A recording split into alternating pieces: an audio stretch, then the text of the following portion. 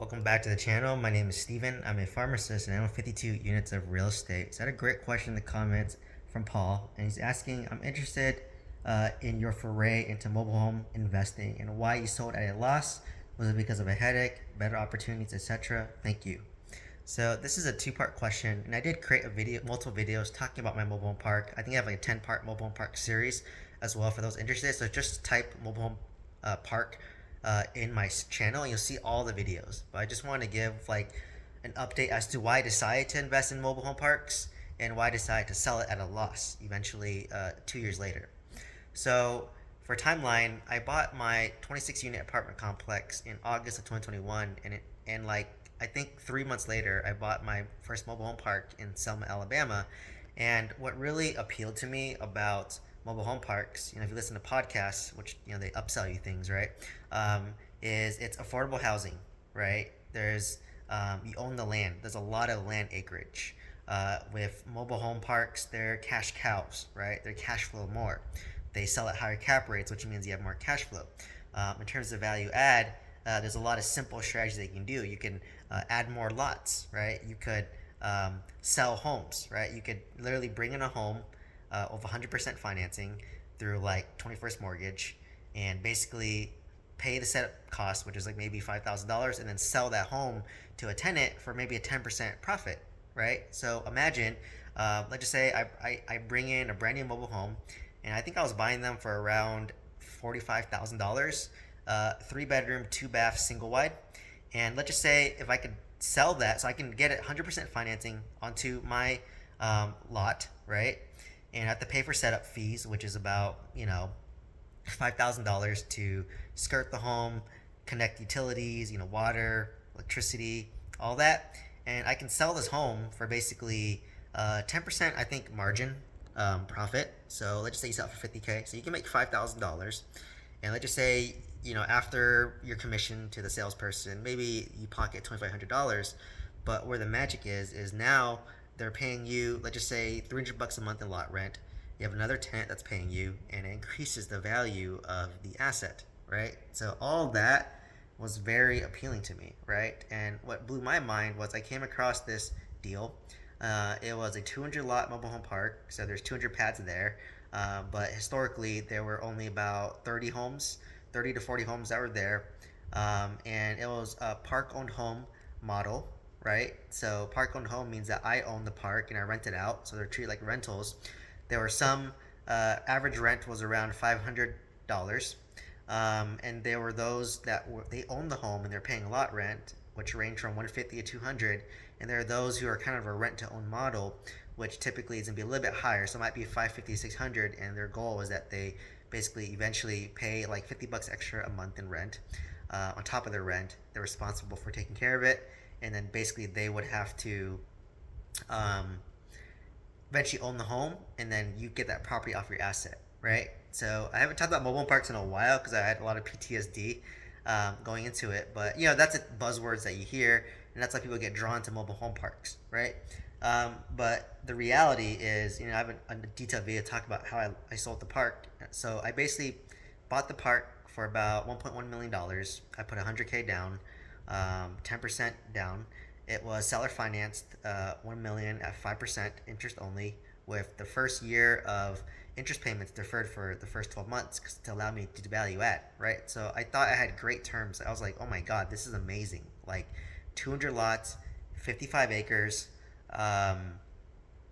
so much potential because there's so much rental demand in Selma, Alabama, specifically for Section 8. So I just thought, you know what?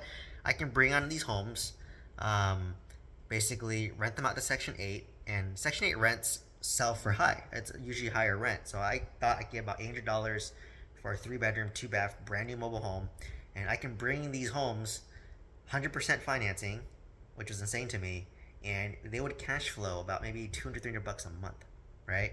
So I just thought, okay, I can bring in like 3 homes a month, rent them out, right? Three homes a month, and I could cash flow maybe $1,000 more every month, right? And on top of that, I'm bringing homes to rent and I'm bringing homes to sell, right? So you want a combination. If I can bring in these homes for 45K, sell it for 50K, I can make 2,500 bucks, and then now I have tenants paying me lot rent, right? So that was kind of my strategy. I wanted to basically fix the homes that were there to rent out, right? So I had like a renovation team there. I had a property manager that was off-site property manager. I had an on-site property manager who lived in the park, and that person, the on-site manager, managed the renovation crew, and then the off-site manager would then manage the on-site manager, who then managed the renovation crew, and I would meet with my off-site property manager once a week on the phone, right? So basically, we're trying to renovate these homes, fix them up, rent them out. After that's done, we would bring in new homes to either rent out or to sell, right? And basically, if I filled up this whole 200 lot mobile home park, I bought it for $1 million. I thought it was gonna be worth over 10 million, and there's still potential to add even more lots, right?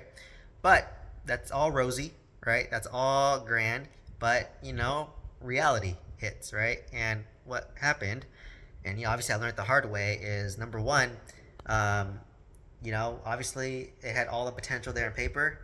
It was a golden goose in my eyes, but it was a bad area, right? Like it was a high crime area. During due diligence, I did go to like the sheriff's office to talk, and they did say, yeah, it's a very high crime area, but the cops typically have a more negative outlook. But it ended up being the case, right? There was a lot of crime there. There's like robberies, break-ins, um, whatever that is. So it's really um, dependent on all that. So like I compromise location, right? So if location's bad, I don't have good tenants, I don't have good renters. It's dangerous, right? There are like, bullet holes in windows, like that type of area. So I broke the golden rule of real estate, was location, location, location. No matter how much money I pumped into it, right? Like I was spending money renovating it, I'd get a tenant that would stay there like months a month only, and then after they stayed there for 3 months, um, and they got evicted, I have to renovate the mobile home unit again, right? So there's just a lot of cost and a lot of expense when doing a mobile home park, right? So, for example, to maintain 55 acres of land, you basically pay a guy who's full time to mow from one end to the other, and by the time they're done, that crabweed grows again. So you have to pay a full time guy to maintain that.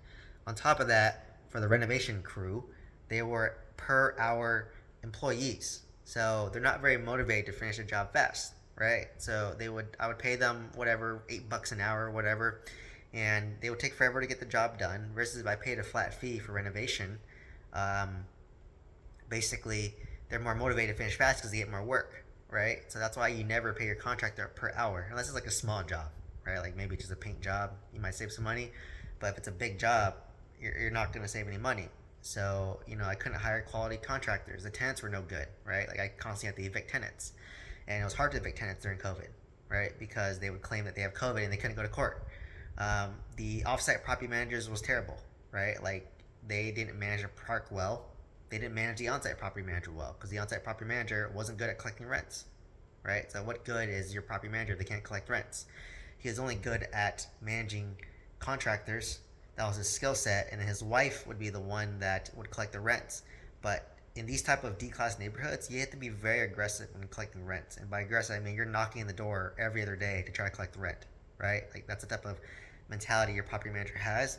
So you have to be more confrontational, which I don't think my property manager was, or the wife was. But once the wife got injured, then now I'm like stuck and I'm screwed and I'm dependent, right? So, and then what I also learned was for property management, there's not many options. So I had a shitty third party property manager, and it's not like I can fire them or replace them easily, right? That's why a lot of mobile home park syndicators, they are vertically integrated, right? Because they have property management in-house. They have contractors in-house. Everything has to be in-house because you cannot depend on third parties to make your value add strategy work, right? So that's another reason. And mobile home parks, it's operationally very, very extensive, right? You need a electrician, a installer.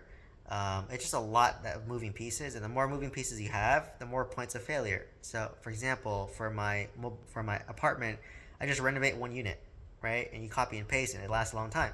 Versus a mobile home park, if I want to bring in a new home, I gotta buy the home from a manufacturer like Clayton. I gotta coordinate financing with 21st Mortgage. Once that's done, I gotta coordinate delivery and to get delivered to my park. Coordinate with an installer to install it. Coordinate it with somebody to skirt the home, attach utilities. Coordinate an inspector to make sure it's good. Then rent it out. A lot of steps, right? When you have a lot of steps like that, more points of failure.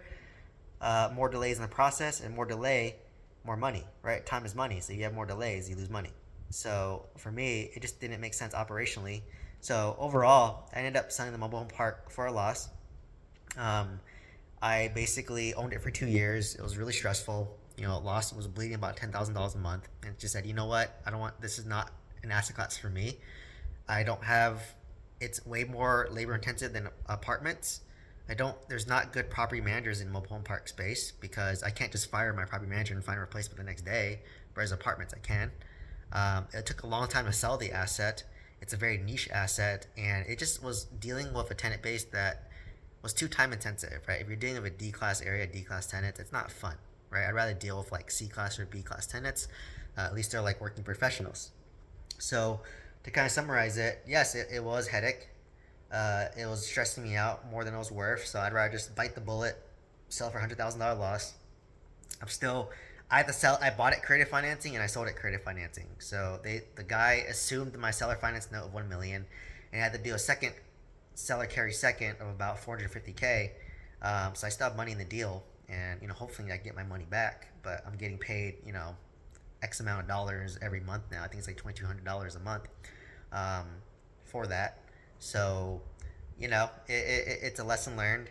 It was shiny object syndrome. I should have just bought another apartment complex in Oklahoma instead of deviating to Alabama and deviating to a different market and deviating to a different asset class, right? Had I just bought a 50 unit that opportunity, I was deciding between a 50 unit apartment complex for 2.5 million versus, which was all Section 8 guaranteed rents, versus a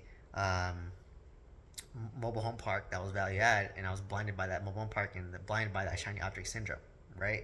So for me, simple scales, fancy fails, right? So like mobile home park is too fancy, so there's more points for failure. And I already own apartments, I have teams there, so why not scale that? Like why deviate, right? And that's why, because of this lesson, and I did lose 100,000, but it was a tax write-off against my W-2 income, so I did get a nice tax refund from Uncle Sam because it wiped out a lot of my W-2 income.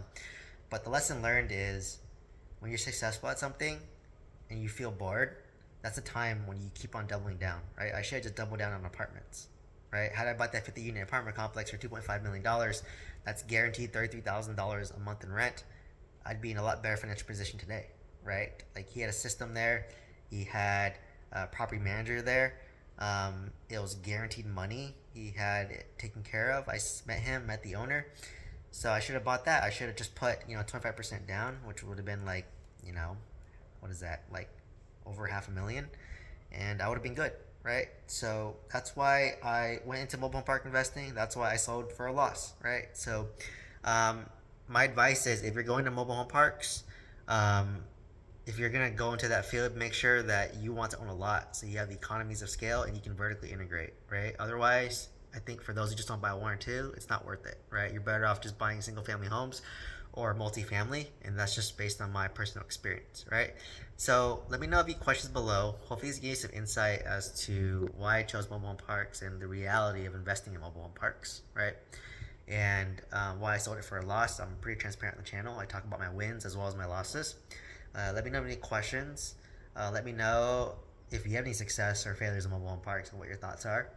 And if you're looking to buy your first multifamily deal with some guidance, check out the mentorship program down below.